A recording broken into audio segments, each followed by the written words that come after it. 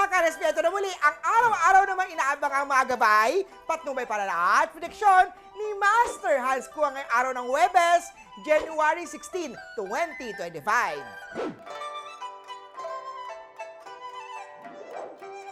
Para sa mga pinanganak ng Year of the Rat, maraming magde-develop ng mga bad habits, especially sa mga kabataan. Kaya naman huwag kaming comfort zone ang pagkain. Pangalagaan ang kalusugan. Pink at 5 ang swerte kay Year of the Rat.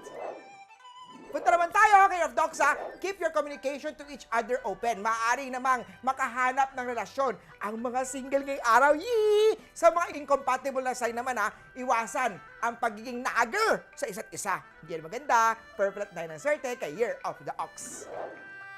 Kay Tiger naman tayo, if you have wealth and success amulet, isuot ito para magbigay ng proteksyon sa mga bad energy sa iyong workplace. Make sure itong amulet na binili mo ay directly binili kay Master Hans Kua.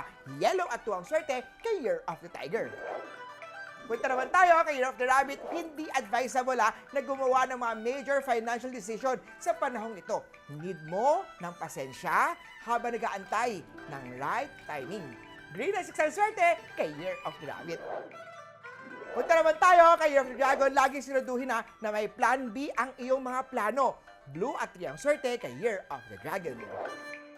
Kay Snake naman, magkakaroon ng pagtutol mula sa iyong partner regarding sa new dietary lifestyle. Maaari niya ika-turn off ito lalo na kung siya ay pinipilit mo makijoin dito. Brown at 4 ang swerte kay Year of the Snake.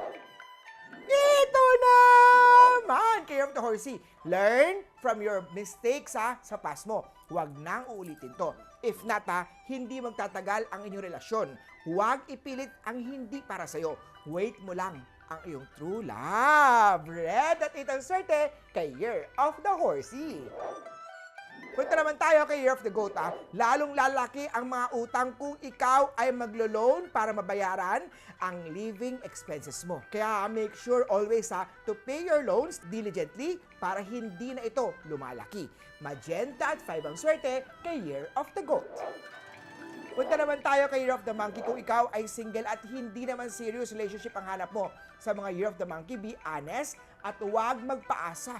Daming paasa dyan. Sa each other, huwag masilaw naman sa mga admirer at baka peke lang ito. Hanapin ang loyalty. Violet at 9 ang swerte kay Year of the Monkey. Punta naman tayo kay Year of the Rooster. Have a balanced lifestyle. Huwag pabayaan ang sarili, ang physical looks at yung mental health. Aqua 2 ang swerte kay Year of the Rooster. Kay Dog naman tayo ngayong araw, dapat i-cultivate ang old friendship na makakatulong sa'yo humanap ng bagong opportunities. Gold at 8 ang swerte kay Year of the Dog.